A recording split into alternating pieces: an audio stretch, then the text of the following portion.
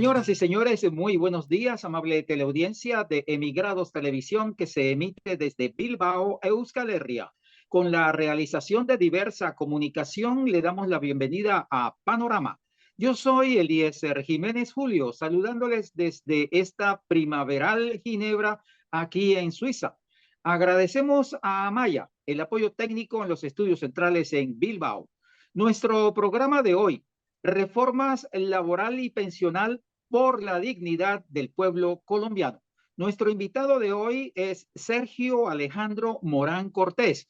Él es asesor de la Unidad de Trabajo Legislativo UTL del representante a la Cámara del Pacto Histórico, Gabriel Becerra. Sergio Morán Cortés es administrador público, especialista en planeación y gestión del desarrollo, estudiante de maestría en gobierno y políticas públicas con experiencia en formulación, seguimiento y evaluación de planes, programas y proyectos estatales.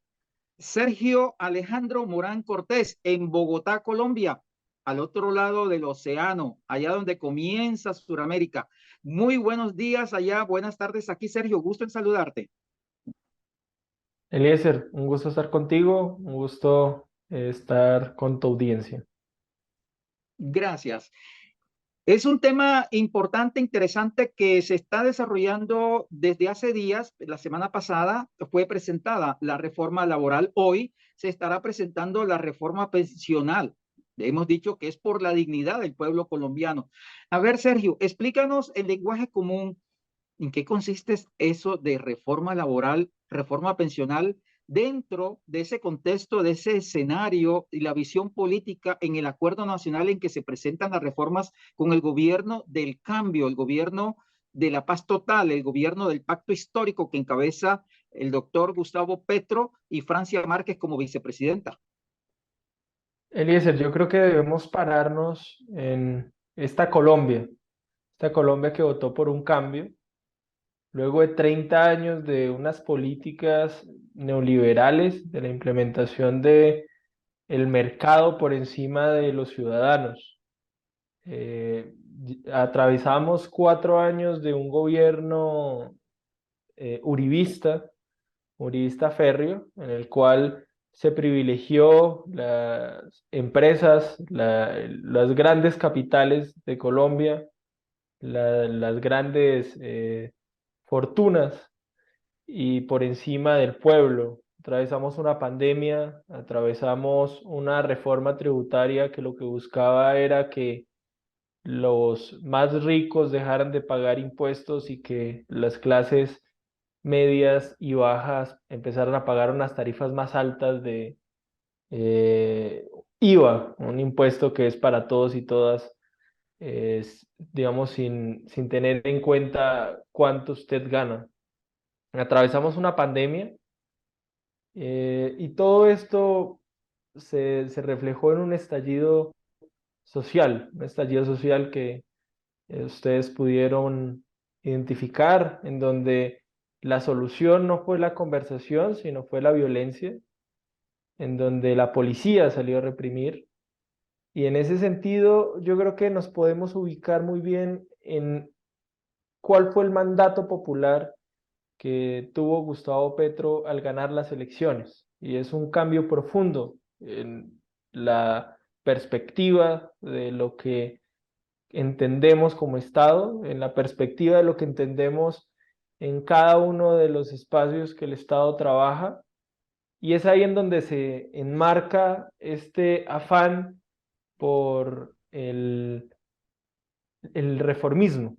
Este gobierno ha sido de una perspectiva de cambio y el cambio son las reformas, eso es lo que nos dijo Gustavo Petro. Entonces, ¿cómo hacer un cambio en todos los sectores del Estado? Pues bueno, es un tema bastante complejo y estamos en eso.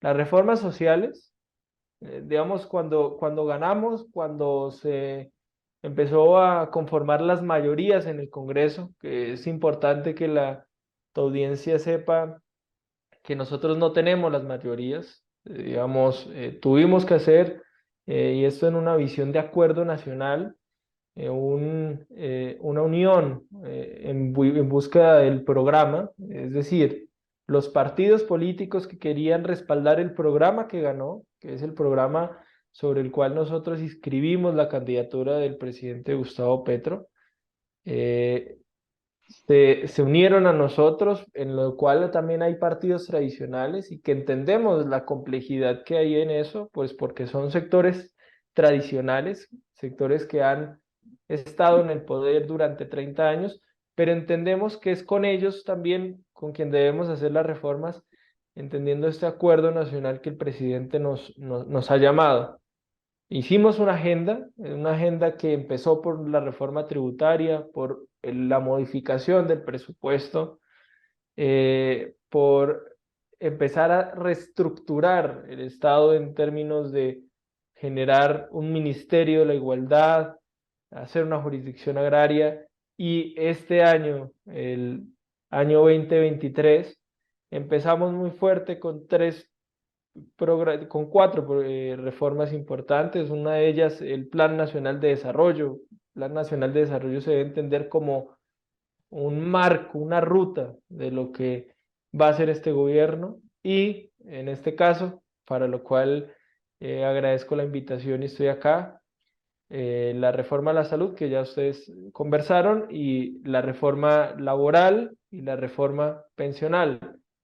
Aspectos profundamente importantes y que estamos en este momento contando con ya los proyectos que tuvieron una concertación previa, y esto es muy importante, y es en el sentido de que en el espíritu del Acuerdo Nacional es unos proyectos que fueron dialogados con los empresarios, dialogados con los sindicatos, buscando eh, un acuerdo sobre lo fundamental, que en su momento lo dijo un conservador que se llamó Álvaro Gómez Hurtado, y que Petro ha asociado, es en el sentido de sacar este país de la situación en la que está, y que nos concentremos en mejorar las condiciones de dignidad de los trabajadores, de los pensionados y de todos y todas los colombianos.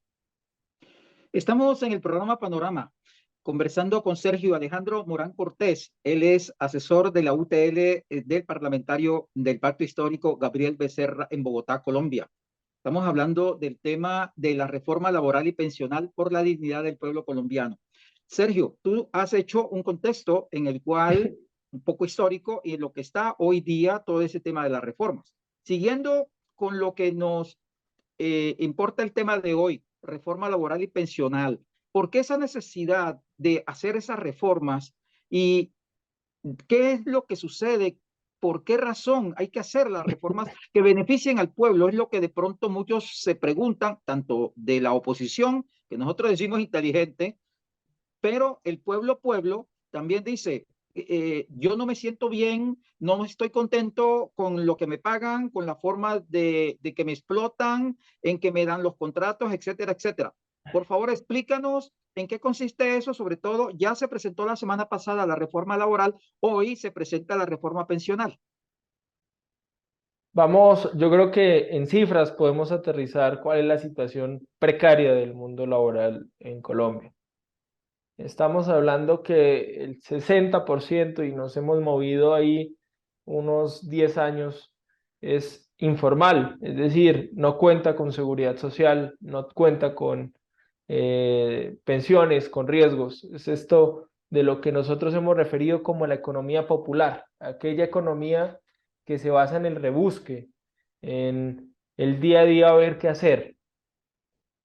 Esto, digamos, en panoramas claros, podemos decir que 6 de cada 10 colombianos están en esa situación. Los otros 4 colombianos, 3 están en contratos que se llaman a término fijo, que son contratos en los cuales los empresarios les ponen un tiempo específico, podemos decir un año, y luego le renuevan el mismo contrato, pero es en el sentido de que no haya una permanencia, que no sea un contrato a término indefinido. Están los contratos a obra y labor, que tienen la misma perspectiva, son contratos a 3, 4 meses que se van renovando, y que el trabajador está en un constante inestabilidad, no sabe si lo van a seguir contratando, no saben si el próximo periodo el empresario lo va a volver a vincular. Y esto es en el entendido de que, digamos, la lectura que nosotros hacemos es que lo que se busca es desincentivar el sindicalismo, la cultura sindical, desincentivar el contrato a término indefinido en el sentido de todas las garantías que esto puede conllevar. Y un tercer espacio en lo cual podemos decir que está 3 de cada 10 colombianos son los contratos de prestación de servicios. Los contratos, a mí me tocó pasar por él muchos años. Son contratos en los cuales uno tiene el deber de pagar su seguridad social, sus pensiones. Son contratos en los cuales usted igualmente está precarizado 4 meses, 5 meses en esas condiciones y que está constantemente pensando si lo van a renovar, si va a seguir con esto. Y lo más grave es que generalmente en Colombia son 2 meses en los cuales uno no tiene contrato, pero tiene que seguir yendo a las entidades esperando a ver si lo contratan. Esto es una barbaridad. Podemos decir que quienes tienen estabilidad en este momento en Colombia es 1 de cada 10 colombianos. El 10% de los colombianos activos laboralmente son los que tienen esta condición y esa tranquilidad de tener un contrato a término indefinido. Ese es el panorama que nosotros hemos visto y que en la exposición de motivos la ministra lo dice claramente, y es que ha habido una precarización laboral. Cada día los trabajadores y trabajadoras tienen menos derechos. Eso es en términos laborales. En términos pensionales, nosotros podemos decir que nuestro sistema no pensiona. El 75% de las personas en Colombia no acceden a la pensión. Los que acceden, que en este momento son 2.3 millones de personas, tienen alrededor del 54% un salario mínimo. Eso es lo que reciben de pensión. Entonces nos encontramos en un panorama en el cual el adulto mayor está desprotegido totalmente. Hasta ahora han hecho programas en los cuales cada un mes o 2 meses solo a 1,5 millones de pensionados se les da un bono de 80.000 pesos colombianos. No sé la conversión ahí cómo sería para euros, unos 20 euros o menos de lo que se podría decir. Entonces, esa es la situación del adulto mayor. Estas dos situaciones son las que conllevan esta necesidad de tanto la reforma laboral, en la cual está incluido el estatuto, y la reforma pensional. ¿Qué es lo que se busca con la reforma pensional? Pues que un sistema pensional, en esencia, lo que busca es que se pensione la gente. Y lo que vemos en Colombia es que no se pensiona, de que hay una precarización laboral, y esto sumado a una cosa pequeña, y es que la Constitución de 1991 había mandatado al Congreso de la República hacer el estatuto laboral. Esto es digamos, una necesidad que lo mandata la Constitución, pero que jamás en el Congreso hubo posibilidad y fuerza para que pasara. En este gobierno lo que buscamos es cumplir lo que dice la Constitución en materia de garantía de derechos para los y las trabajadoras, y que la pensión se vuelva un derecho y no un privilegio de muy pocos colombianos. Estamos hablando de reforma pensional, reforma laboral. Sergio, creo que tú estás al tanto y al corriente de las noticias que salen de aquí de Europa en estos momentos desde Francia. Manifestaciones por doquier todos los días, de todo tipo, de toda envergadura, en donde el pueblo francés fue prácticamente y le impusieron el aumento de la edad de pensiones de 62 a 64 años, que no pasó por el Congreso en el país de la libertad, la igualdad y la fraternidad. Y el presidente, no sabemos si llamarlo emperador o dictador Macron, obviando al Congreso, impuso el aumento de la edad de pensiones. Es la política neoliberal. Es decir, lo de Colombia que vienes tú explicando no es solo, eso es una cosa que a nivel de los países mundiales y que son, digamos, adelantados en cultura, en civilización, en libertad y democracia, también se lo imponen. Eso es para que sepa la teleaudiencia y usted, amigo Sergio, cómo es que también está por acá la situación de la pelea del pueblo, los pueblos europeos, en España igualmente, en Grecia, en el Reino Unido. Es decir, la lucha de los pueblos por buscar reivindicaciones en ese aspecto de mejoras laborales y pensionales. Pero volvamos a Colombia, Sergio. En sí, yo soy un obrero, soy una persona, una señora que trabaja en una fábrica y ¿de qué me voy a beneficiar yo con esa reforma? Digámoselo en los términos más populares a esas personas las cuales son susceptibles de lograr esas ventajas que le pueda llevar la reforma laboral como pensional, Sergio. Sí, yo creo que empecemos con la laboral. Entonces, digamos, la reforma laboral en esencia tiene varios sentidos, pero uno de ellos es desmontar una serie de leyes que lo que hicieron fue reducir los derechos que tenían los y las trabajadoras. En el año 2002, 2007, empezaron esas transiciones en los cuales, por ejemplo, se tuvo, y esta es como una tesis constante en el sentido de la derecha colombiana, y es que entre menos garantías tengan los trabajadores, se aumenta el nivel de empleo. Entonces, nos metieron ese cuento en Colombia, estudios de las universidades más prestigiosas de Colombia, una de ellas la Universidad de los Andes, nos dice que ese cuentico, en el caso concreto de el presidente Álvaro Uribe, de que si nosotros bajábamos el horario el recargo nocturno, se iba a aumentar los empleos, era una carreta. Nos dijeron que la hora nocturna empezaba a las 9 p.m.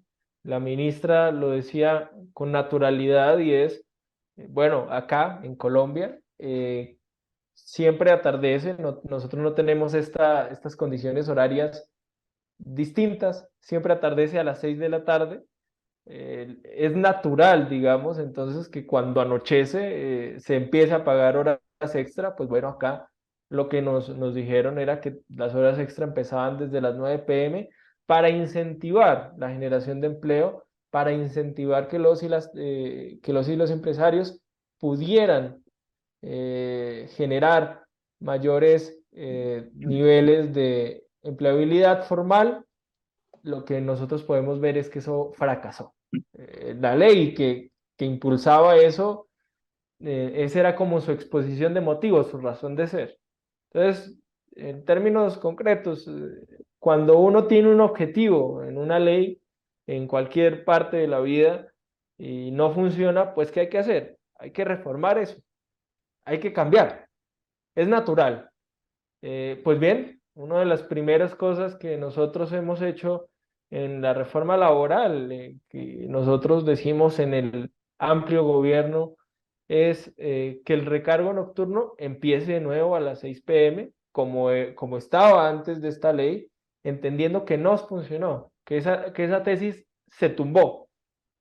Mm, igualmente, las personas que son trabajadoras nos decían que el pago en el dominical, cuando uno trabaja un domingo, el recargo dominical era en el 75% de lo que el trabajador percibía como en un día normal, es decir, era un aumento del 75%. Acá lo volvemos a hacer en el 100% y es de nuevo retomar las reivindicaciones que los y las trabajadoras tenían hasta el momento. Aquí pasa otra cosa, otro fenómeno que yo entendería que en Europa pasa y es la incorporación de nuevas plataformas tecnológicas en el mundo laboral.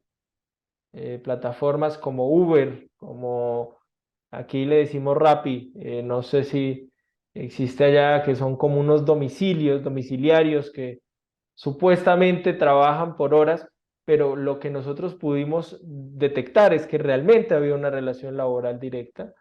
Generalmente son personas precarizadas laboralmente que no tienen ningún tipo de seguridad social ni riesgos, que generalmente van en bicicleta en en este caos de movilidad y que lo que nosotros veíamos era que atrás de ese tema tecnológico lo que hay es un proceso de esclavitud laboral light, nuevas versiones en este modelo de emprendimiento que nos han querido vender estas plataformas. La situación de ellos es muy seria en nosotros y como te lo decía Eliezer, nos preocupa mucho este mundo de las economías populares diversas, del rebusque. Plataformas como Rappi hacen eso en el país. Entonces, esta reforma laboral trae en sí mismo que debe regularse el contrato para las plataformas tecnológicas, para Rappi, para Didi y para otras que existen en Colombia, entendiendo que hay una relación de subordinación y que no podemos caer en estos nuevos, digamos, avances tecnológicos, por decirlo así, y que ello sea para precarizar aún más el mundo laboral en Colombia.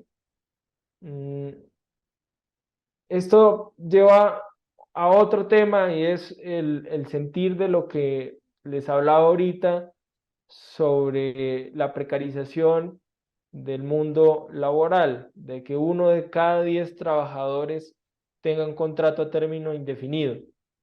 Nosotros lo que vamos a incentivar es que la contratación sea a término indefinido y que el término definido sea, no sea la regla general como lo es ahorita.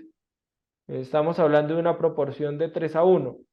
Por cada 3 trabajadores en estas termas, en términos definidos, es decir, contratos a términos fijos, prestación de servicios, obra y labor, había uno por por contrato a término indefinido. Eso aún es más triste en el Estado, que el Estado debería ser un garante de derechos, pero lo que vemos es que si una planta de personal el personal requerido para un Estado es 4 personas, 3 están por contratos de prestación de servicios y tan solo una está en esto que llamamos nosotros carrera administrativa. Entonces lo que buscamos hacer es esa transición y que el contrato a término indefinido sea la regla general y las excepciones sean los contratos a término definido. Ese es otro sentir. Estamos pidiendo, y aquí nosotros tenemos que una necesidad incansable, y es que los venezolanos, esta migración que hubo a causa de unos bloqueos económicos enormes a Venezuela, de unos problemas en tanto su economía, eh, lo que veíamos es que había una competencia desleal y que los empresarios lo que hacían era privilegiar la contratación a los venezolanos, precarizándolos aún más. Entonces, esta reforma lo que busca es que los extranjeros, llámese venezolanos, haitianos, distintos países migratorios, tengan las mismas condiciones laborales para que esto no sea una excusa para que el trabajador precarice aún más. se regula el tema de despidos injustificados.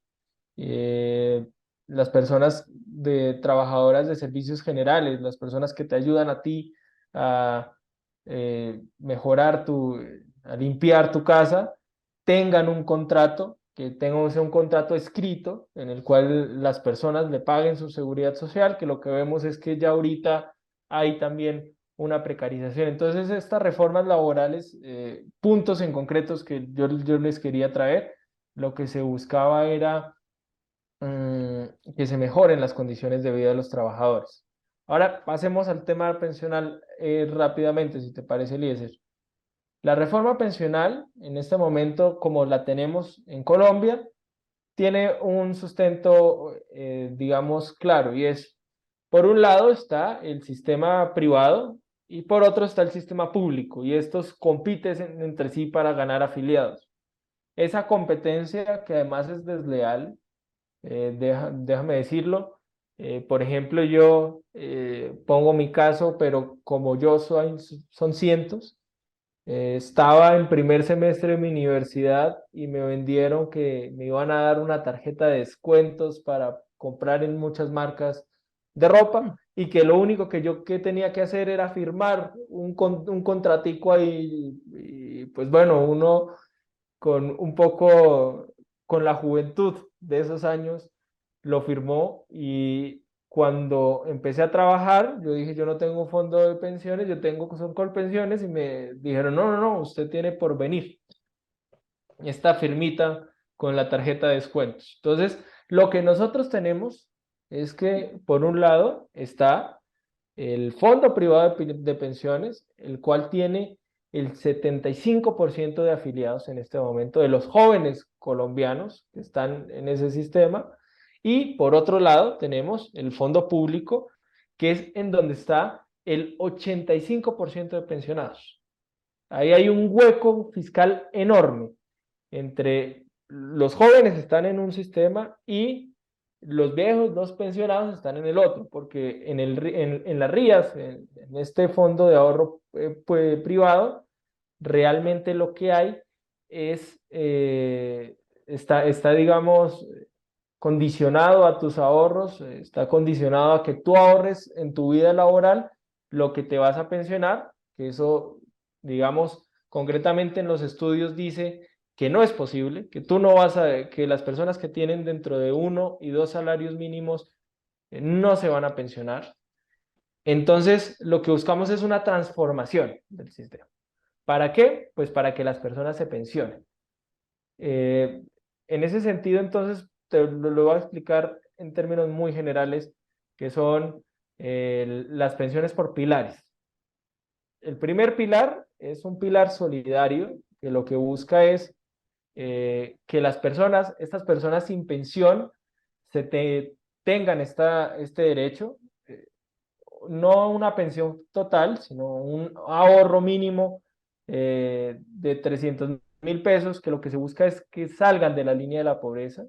Un segundo pilar, que es una persona que tiene dentro de 1 y 3 salarios mínimos, estén afiliadas a Colpensiones y que, es decir, las Colpensiones puedan administrar esas pensiones para que se pensionen las personas y después de esos 3 salarios mínimos se pueda cotizar en un fondo privado de pensiones que lo que le dará al trabajador es su ahorro individual. Entonces, estos son, digamos, los pilares en términos generales de esta reforma, que lo que se busca es garantizar el derecho a las pensiones en este país.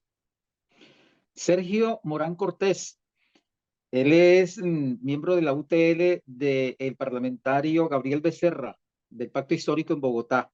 Por razones de tiempo, Sergio, te prometemos que vamos a hacer un programa posterior en la medida en que se está desarrollando y los debates en el Parlamento colombiano para tener actualizado al pueblo migrante colombiano, pero también que nos ven allá en Colombia con el tema de la reforma laboral y pensional, que es Claro que que sí. se hace por la dignidad del pueblo colombiano. Sergio, muchas gracias, agradecerte tu tiempo, tu disposición y quedamos pendientes para continuar esta conversación.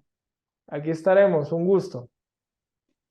Gracias a Sergio Alejandro Morán Cortés en Bogotá, reforma laboral y pensional por la dignidad del pueblo colombiano. Agradecemos a Amaya en los estudios centrales en Bilbao. Muchas gracias por su apoyo técnico. Este programa fue realizado por Diversa Comunicación y emitido por Emigrados Televisión desde Bilbao, Euskal Herria.